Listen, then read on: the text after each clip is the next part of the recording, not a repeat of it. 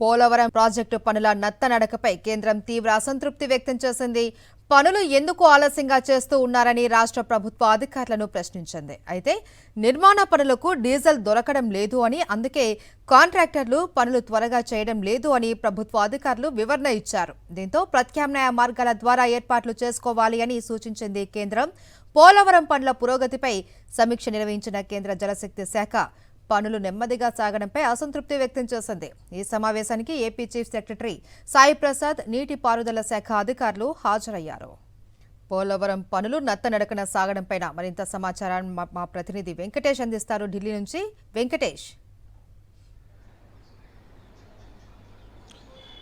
పోలవరం పనుల పురోగతిపై ఈరోజు కేంద్ర ప్రభుత్వం సమీక్షా సమావేశాన్ని నిర్వహించింది. ఈ సందర్భంగా రాష్ట్ర ప్రభుత్వం ఈ పనులను చాలా నత్తనడకన నడిపిస్తోంది.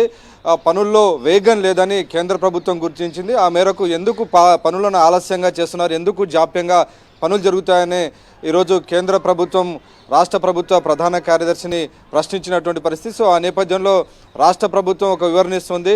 ప్రస్తుతం డీజిల్ కొరత ఉంది. డీజిల్ కొరత నేపథ్యంలోనే తాము పోలవరం పనులకు సంబంధించినటువంటి కాంట్రాక్టర్లు ఈ నిర్మాణ పనులను వేగంగా చేయలేకపోతున్నారు. సో డీజిల్ కొరత కారణంగానే ఈ పనులపైన ఎఫెక్ట్ పడిందనేటువంటి ఒక వివరణ ఇచ్చేటువంటి ప్రయత్నం చేశారు. అయితే ఈ వివరణ పైన కేంద్రం తీవ్ర అసంతృప్తి వ్యక్తం చేసింది. ఒకవేళ పోలవరం లాంటి ఒక జాతీయ ప్రాజెక్టుకు ఇలాంటి సమస్య ఉంటే వెంటనే ప్రత్యామ్నాయ మార్గాలు చేసుకోవాలని, ఆ మేరకు ఇతర మార్గాల ద్వారా ఆయిల్ కంపెనీలను నేరుగా సంప్రదించడం ద్వారా వాటికి సంబంధించినటువంటి డీజిల్ కానీ ఇతర వాటిని సమకూర్చుకునేటువంటి అవకాశం ఉంటుంది కదా అని కేంద్రం ప్రశ్నించినట్టు తెలిసింది. సో ఆ నేపథ్యంలో ఖచ్చితంగా రాష్ట్ర ప్రభుత్వం చేస్తున్నటువంటి పనుల వేగం పైన ఇప్పుడు చర్చ ప్రారంభమైంది. నిజానికి ఈ ప్రాజెక్టును 2018 కల్లా పూర్తి చేస్తామని మొదట్లో చంద్రబాబు ప్రభుత్వం చెప్పింది. కానీ 2018 కల్లా ఆ ప్రాజెక్టును పూర్తి చేయడంలో చంద్రబాబు సర్కార్ చేతులెత్తేసినటువంటి పరిస్థితి మనం చూసాం.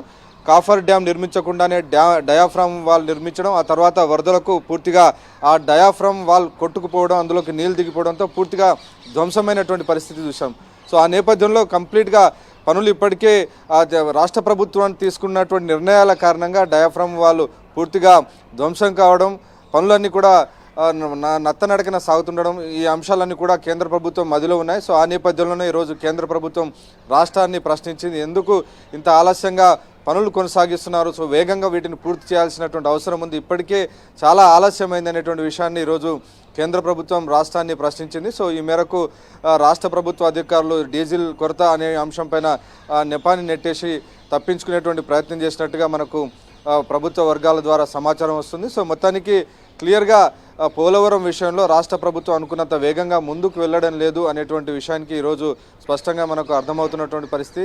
నిజానికి ఈ డయాఫ్రామ్ వాల్కి సంబంధించినటువంటి విషయంలో దాదాపు చాలా సంవత్సరాల పాటు దీనికి సంబంధించినటువంటి మళ్ళీ రీకన్స్ట్రక్షన్ చేయడం, ఆ రీకన్స్ట్రక్షన్స్కు అంతర్జాతీయ బృందాలను పిలిపించడం, వారు విజిట్ చేయడము, ఆ రీకన్స్ట్రక్షన్ మళ్ళీ ప్రారంభించడం, ఇలా పూర్తిగా ఆలస్యం అవుతుంది. ప్రజాధనం అంతా కూడా దుర్వినియోగం అవుతున్నటువంటి పరిస్థితి మనం చూసాం. సో ప్రధానంగా కాఫర్ డ్యామ్ నిర్మించకుండా డయాఫ్రామ్ వాల్ నిర్మించాలనేటువంటి ఒక ఆలోచన, దాని కారణంగానే ఈ మొత్తం వ్యవహారం కూడా ఆలస్యమైనటువంటి పరిస్థితి చూసాం. సో తాజాగా ఈరోజు దీనికి సంబంధించినటువంటి పోలవరం అంశంలో డీజిల్ కొరత, ఇతరత్ర షార్టేజెస్ కారణంగా పనులు వేగంగా సాగడం లేదని ఈరోజు రాష్ట్ర ప్రభుత్వం చెప్పేటువంటి ప్రయత్నం చేస్తుంది. అయితే దీనిపైన కేంద్ర ప్రభుత్వం రాష్ట్ర ప్రభుత్వ పనితీరుపైన తీవ్ర అసంతృప్తి వ్యక్తం చేసింది. Right, thank you Venkatesh.